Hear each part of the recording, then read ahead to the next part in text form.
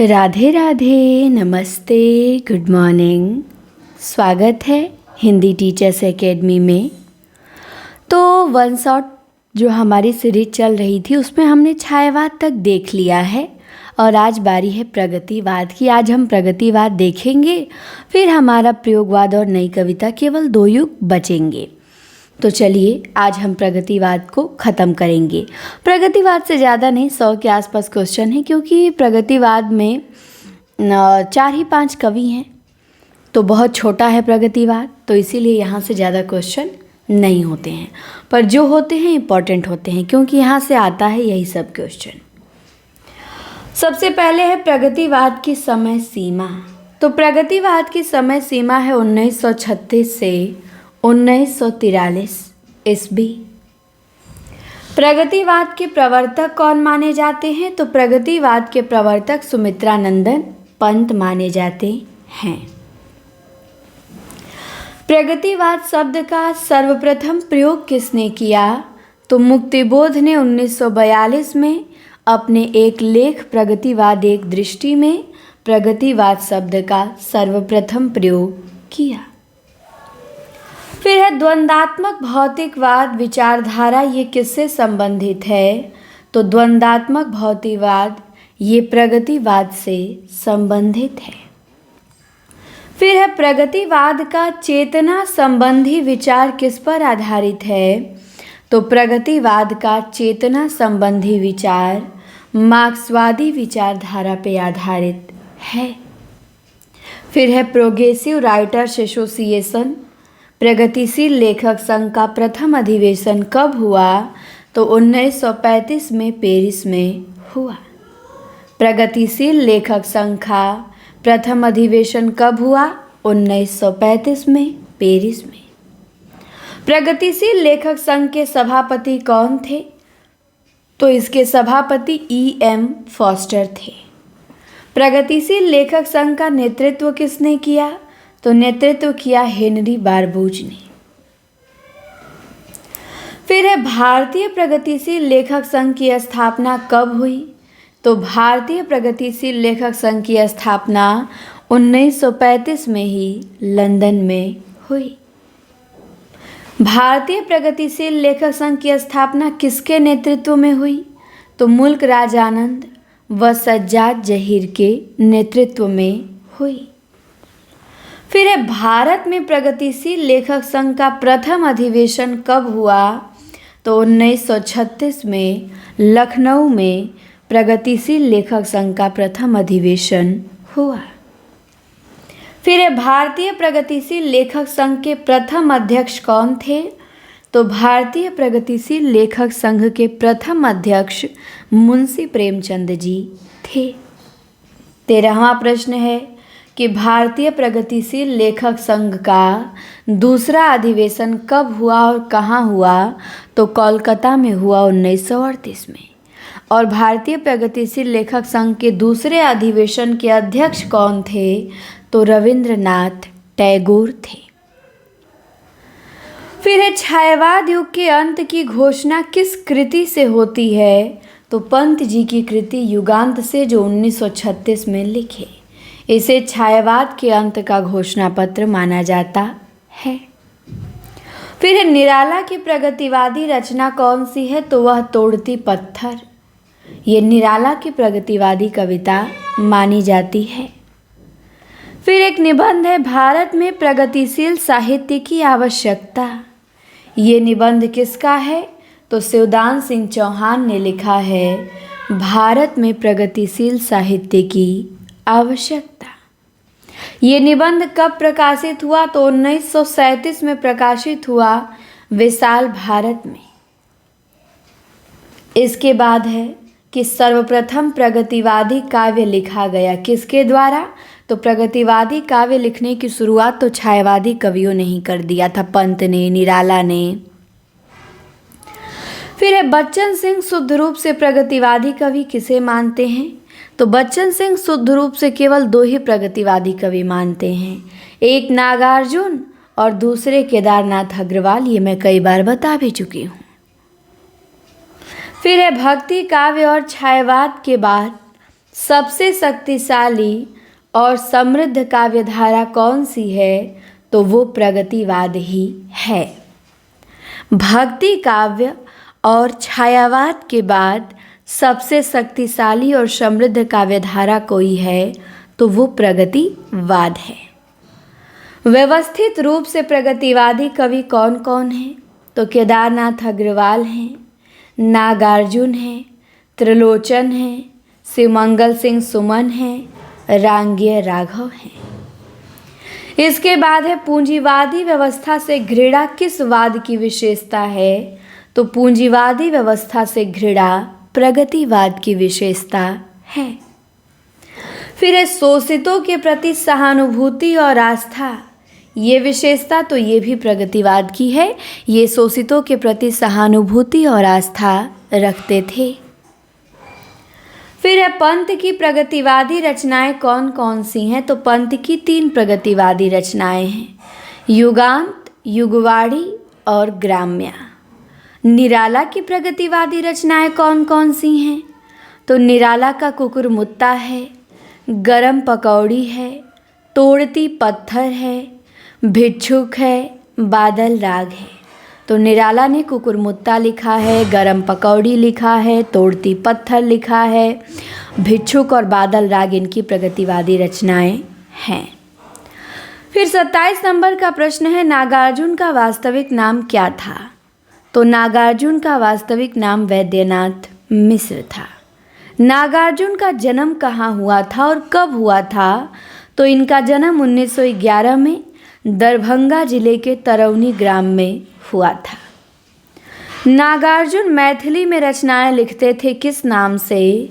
तो नागार्जुन मैथिली में यात्री नाम से रचनाएं लिखते थे। नागार्जुन हिंदी में किस नाम से रचना लिखते थे? तो हिंदी में बाबा नाम से लिखते थे। मैथिली में यात्री नाम से और हिंदी में बाबा नाम से। फिर ठक्कन मिसिर किसका उपनाम है? तो ठक्कन मिसिर नागार्जुन का उपनाम है। प्रगतिवाद का शलाका पुरुष किसे कहा जाता है? तो प्रगतिवाद का शलाका पुरुष नागार्जुन को कहा जाता है। प्रगतिवाद का प्रतिनिधि कवि किसे कहा जाता है? तो प्रगतिवाद का प्रतिनिधि कवि नागार्जुन को ही कहा जाता है। आधुनिक युग का कबीर किसे कहा जाता है? तो आधुनिक कबीर भी नागार्जुन को कहा जाता है। नागार्जुन नाम इन्होंने कब रखा? तो सिंघल में बौद्ध धर्म में जब दीक्षा लिए, ये बौद्ध धर्म से दीक्षित हो गए, तो ये अपना नाम क्या रख लेते हैं? वैद्यनाथ मिश्र से बदल के नागार्जुन रख लेते हैं। फिर नुक्कड़ कविता के लिए कौन जाने जाते हैं? तो नुक्कड़ कविता के लिए हिंदी में नागार्जुन जाने जाते हैं। फिर है मैथिली, हिंदी, संस्कृत तीनों भाषाओं में रचना कौन प्रगतिवादी कवि ने किया है? तो नागार्जुन ने। मैथिली भाषा में तो इनको साहित्य अकादमी भी मिला है। तो मैथिली, हिंदी और संस्कृत तीनों भाषाओं में रचना नागार्जुन ने किया है। फिर है नागार्जुन किससे प्रेरित होकर राजनीति में आए? तो राहुल सांकृत्यायन से प्रेरित होकर नागार्जुन राजनीति में आए थे। फिर है कि किससे प्रेरित होकर निराला नागार्जुन साहित्य में आए? तो साहित्य में निराला से प्रेरित होकर आए थे। तो नागार्जुन राजनीति में राहुल सांकृत्यायन से प्रेरित होकर आए थे और साहित्य में निराला से प्रेरित होकर आए थे। फिर है नागार्जुन की पहली कविता कौन सी है? तो इनकी पहली कविता मिथिला है, जो मैथिली भाषा में है। नागार्जुन का पहला काव्य संग्रह कौन सा है? तो पहला काव्य संग्रह चना जोर गरम है, ये भी मैथिली में है। नागार्जुन को साहित्य अकादमी पुरस्कार किस पे मिला है? तो पत्रहीन नग्न गाछ पे मिला है, जो मैथिली भाषा में है। फिर है नागार्जुन द्वारा रचित खड़ी बोली की पहली कविता कौन है? तो नागार्जुन की खड़ी बोली की पहली कविता राम के प्रति है। फिर है राम के प्रति कविता नागार्जुन की कब प्रकाशित हुई? 1935 में प्रकाशित हुई विश्वबंधु पत्रिका में। दीपक पत्रिका के संपादक कौन है? तो दीपक पत्रिका के संपादक नागार्जुन हैं। नागार्जुन ने स्वयं को क्या कहा? तो नागार्जुन ने स्वयं को जन कवि कहा। नागार्जुन का खंड काव्य जो बरवे छंद में है कौन सा? तो नागार्जुन ने जो भस्मांकुर लिखा है वो बरवे छंद में लिखा है। नागार्जुन का कौन सा खंड काव्य है जिसमें सीता का वर्णन है? तो भूमिजा। नागार्जुन ने जो भूमिजा लिखा है इसमें सीता का वर्णन है। नागार्जुन की भूमिजा का संपादन किसने किया? तो सोमदेव और शोभाकांत ने नागार्जुन की रचना भूमिजा का संपादन किया। नागार्जुन ने एक कविता लिखी थी केदारनाथ अग्रवाल के ऊपर। वो कविता का नाम है ओ जन मन के सजग चितेरे। तो ओ जन मन के सजग चितेरे कविता किसकी है? नागार्जुन की। किसके ऊपर है? केदारनाथ अग्रवाल के ऊपर। फिर 50 नंबर का है कि पत्नी के साथ गांव के पूरे परिवेश का चित्रण नागार्जुन ने किस कविता में किया है? तो सिंदूर तिलकित भाल में किया है। नागार्जुन का प्रथम हिंदी काव्य संग्रह कौन सा है? मैथिली में तो चनाजोर गरम है, हिंदी में इनका युगधारा है 1953 में। इसके बाद है सतरंगे पंखों वाली, प्यासी पथराई आँखें, तालाब की मछलियाँ, खिचड़ी विप्लव देखा हमने। ये रचनाएं किसकी हैं? तो नागार्जुन की हैं। फिर है तुमने कहा था, हजार हजार बाहों वाली, पुरानी जूतियों का कोरस, रत्न गर्भा इस गुब्बारे की छाया में। ये किसकी पंक्ति है? तो ये भी नागार्जुन की पंक्ति है। इसके बाद है पका है यह कटहल, ऐसे भी हम क्या ऐसे भी तुम क्या, प्रेत का बयान, आखिर ऐसा क्या कह दिया मैंने। तो ये भी रचनाएं नागार्जुन की हैं। फिर कुछ कविताएं हैं नागार्जुन की। मास्टर साहब, हरिजन गाथा, पाषाणी, चंदना, कालिदास के प्रति, रविंद्र के प्रति, तन गई रीढ़। तो ये सब कविताएं नागार्जुन की हैं। इसके बाद है खून और सोले जोत की फांक। ये कविता किसकी है? तो ये भी नागार्जुन की है, खून और सोले जोत की फांक। इसके बाद है अकाल और उसके बाद बादल को घिरते देखा है। ये कविता ये भी नागार्जुन की है, अकाल और उसके बाद बादल को घिरते देखा है। फिर है नागार्जुन की मैथिली में रचित कविताएं कौन कौन सी हैं? तो चनाजोर गरम है, चित्रा है, विशाख है, पत्रहीन नग्न गाछ है। फिर 59 नंबर में है नागार्जुन की मातृभाषा क्या थी? तो नागार्जुन की मातृभाषा मैथिली थी। नागार्जुन की पैतृक भाषा क्या थी?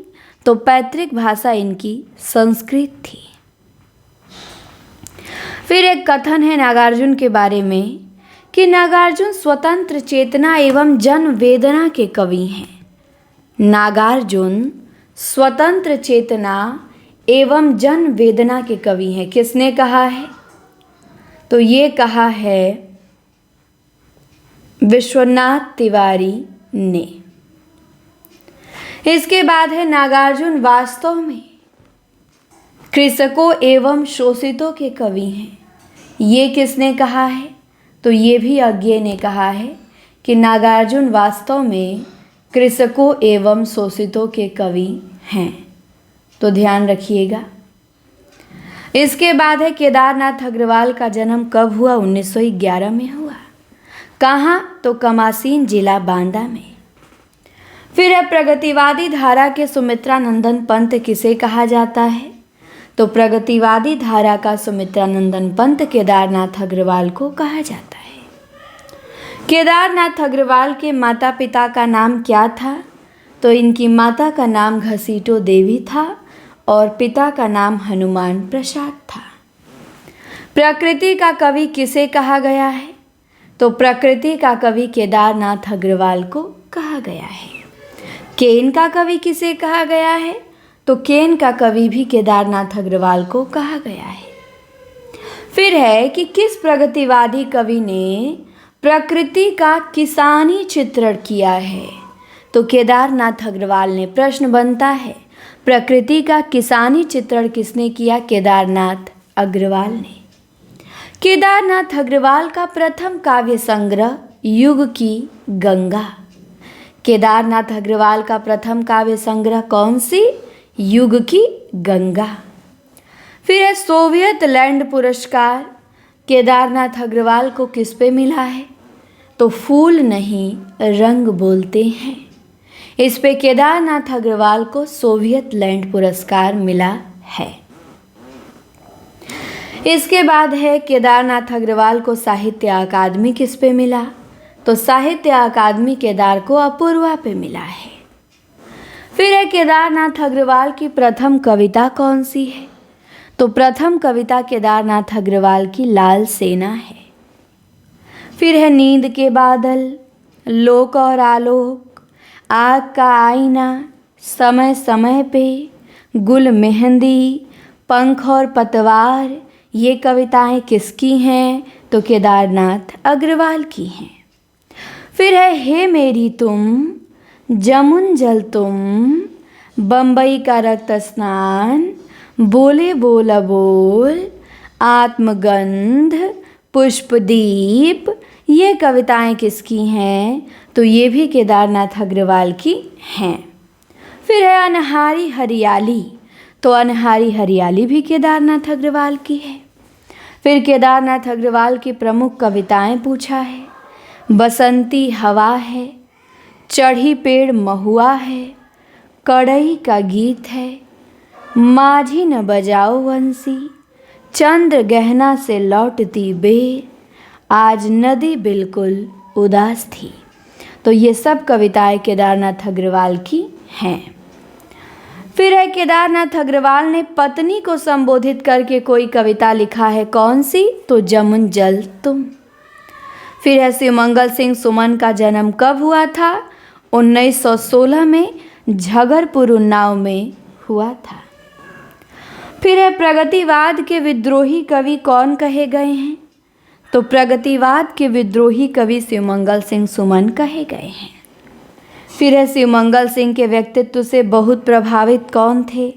तो पंडित जवाहरलाल नेहरू शिवमंगल सिंह के व्यक्तित्व से बहुत प्रभावित थे।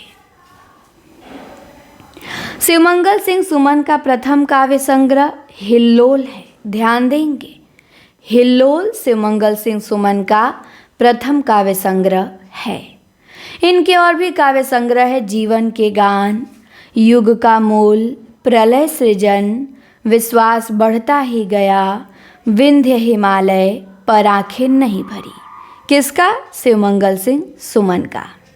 फिर शिवमंगल सिंह सुमन ने मिट्टी की बारात लिखा है, जो 5 घंटों में है, और मिट्टी की बारात पे इनको साहित्य अकादमी भी मिला है और सोवियत लैंड भी मिला है, दोनों पुरस्कार मिला है। और हिंदी में दूसरा बड़ा शोक गीत माना जाता है मिट्टी की बारात को। पहला शोक गीत सरोज स्मृति और दूसरा मिट्टी की बारात। फिर इनकी और रचना है शिवमंगल सिंह सुमन की, वाड़ी की व्यथा, कटे अंगूठे के वंदनवार, एशिया जाग उठा, नव युग के गान, शिवमंगल सिंह सुमन। इसके बाद सुमन ने लिखा है हम पक्षी उन्मुक्त गगन के, क्या हार में क्या जीत में, किंचित नहीं भयभीत में। ये भी शिवमंगल सिंह सुमन ने लिखा है। फिर है प्रलय सृजन की भूमिका किसने लिखी? तो प्रलय सृजन शिवमंगल सिंह सुमन का काव्य है और इसकी भूमिका राहुल सांकृत्यायन ने लिखी थी। फिर है प्रगतिवाद के सैनिक रूप का उल्लेख किसने किया? तो प्रगतिवाद के सैनिक रूप का उल्लेख मुक्तिबोध ने किया। फिर है त्रिलोचन का जन्म कब हुआ था? 1917 में। कहाँ हुआ था? चिरानी पट्टी सुल्तानपुर। त्रिलोचन का मूल नाम क्या था? वासुदेव सिंह था। फिर है गद्य कविता के पहले लेखक कौन कहे जाते हैं? तो गद्य कविता के पहले लेखक त्रिलोचन कहे जाते हैं, ध्यान रखेंगे। इसके बाद है धरती का कवि किसे कहा जाता है? त्रिलोचन को। आत्मविश्लेषण का कवि त्रिलोचन को। त्रिलोचन किस लिए जाने जाते हैं? तो त्रिलोचन अपने सोनेट लिखने के लिए जाने जाते हैं। सोनेट क्या है? तो एक छंद है अंग्रेजी साहित्य का। त्रिलोचन को ध्वनि ग्राहक कवि कहा है किसी ने। किसने कहा है? विश्वंभर मानव ने। विश्वंभर मानव त्रिलोचन को क्या कहते हैं? ध्वनि ग्राहक कवि। फिर है त्रिलोचन को किसी ने औसत भारतीयता का कवि कहा है, मलयज ने। त्रिलोचन को औसत भारतीयता का कवि किसने कहा है? मलयज ने। त्रिलोचन ने अपना भाषा गुरु माना है किसे? तुलसी को। त्रिलोचन अपना भाषा गुरु किसे मानते हैं? तुलसीदास को। त्रिलोचन का प्रथम काव्य संग्रह कौन सा है? धरती है। त्रिलोचन को साहित्य अकादमी किस पे मिला? ताप के ताए हुए दिन पे। त्रिलोचन की रचनाएं कौन कौन सी हैं? तो गुलाब और बुलबुल है, दिगंत है, सात शब्द है, तुम्हें सौंपता हूँ, अर्घान। ये त्रिलोचन की रचनाएं हैं। गुलाब और बुलबुल, दिगंत, सात शब्द, तुम्हें सौंपता हूँ, अर्घान। इसके बाद और भी काव्य हैं त्रिलोचन के। सबका अपना आकाश है, चैती है, जीने की कला है, आदमी की गंध है, गीत गंगा है और अनकहानी भी कुछ कहानी है। ये त्रिलोचन के काव्य हैं। त्रिलोचन की अवधी भाषा में रचित रचना कौन सी है? तो अवधी भाषा की रचना इनकी अमोला है, जिसमें 2700 बरवे छंद हैं। इसके बाद एक कविता है, एक लहर फैल गई अनंत की। ये कविता किसकी? त्रिलोचन की। एक लहर फैल गई अनंत की। फिर है त्रिलोचन की प्रसिद्ध कविता कौन सी है? बढ़ अकेला है, मिट्टी की बारात है। ये त्रिलोचन की प्रसिद्ध कविता है, बढ़ अकेला और मिट्टी की बारात। त्रिलोचन का कहानी संग्रह देश काल नाम से लिखे हैं। अब रांगे राघव आते हैं। इनका जन्म कब हुआ? तो 1923 में हुआ। इसके बाद है रांगे राघव का मूल नाम क्या था? तो रांगे राघव का मूल नाम था त्र्यंबक वीर राघवाचार्य। हिंदी का शेक्सपियर किसे कहा जाता है? तो हिंदी का शेक्सपियर रांगे राघव को कहा जाता है। किसे? रांगे राघव को। कविता के साथ साथ अन्य विधाएं भी लिखने वाले कौन हैं? तो रांगे राघव हैं। उपन्यास भी लिखे हैं, कहानी भी लिखे हैं, कुछ निबंध में मिल जाएंगे तो ध्यान देंगे। इसके बाद है अजय खंडहर प्रबंध काव्य। तो ये भी रांगे राघव का है, 1944 में प्रकाशित हुआ। अजय खंडहर कितने भागों में है? 3 भागों में है, झंकार, ललकार और हुंकार। रांगे राघव की किस रचना में दर्शन, भूगोल, इतिहास, काव्य और समाजशास्त्र आदि का वर्णन है? तो मेधावी में। फिर धर्मराज, युधिष्ठिर और पांचाली के चरित्रों के माध्यम से नारी सशक्तिकरण का वर्णन रांगे राघव किसमें किए हैं? तो वो भी पांचाली खंड काव्य में किए हैं। और रांगे राघव ने प्रकृति छवि का वर्णन किसमें किया है? तो वो रूप छाया में किया है। फिर है पिघलते पत्थर काव्य है, किसका है? ये भी रांगे राघव का है। फिर है त्रिलोचन ने 3 सोनेट किस पर लिखे हैं? तो त्रिलोचन ने 3 सोनेट लिखा है, एक माओ पे, दूसरा सुभाष चंद्र बोस पे और तीसरा महात्मा गांधी पे। तो अब हमारा यहीं पे प्रगतिवाद होता है समाप्त। अब हम देखेंगे अगली क्लास में प्रयोगवाद। बहुत जल्दी हमने कवर किया चीज़ों को। आप बताएंगे क्लास कैसी लगी और क्लास को अधिक से अधिक शेयर करेंगे, चैनल को सब्सक्राइब करेंगे, प्ले स्टोर से Hindi teachers academy app download करेंगे और आगाज बैच ज्वाइन करेंगे, जिसकी फ़ीस केवल 999 है। आपकी तैयारी बहुत अच्छा हो जाएगी। बहुत अच्छे नोट्स, PDF, क्लास वीडियो आपको हमारे बैच में मिलेंगे। तो ज़रूर जुड़ें। जुड़ने के लिए नंबर पर संपर्क भी कर सकते हैं 94 52 86 93 35 9452869335। तो चलिए मिलते हैं अगली क्लास में।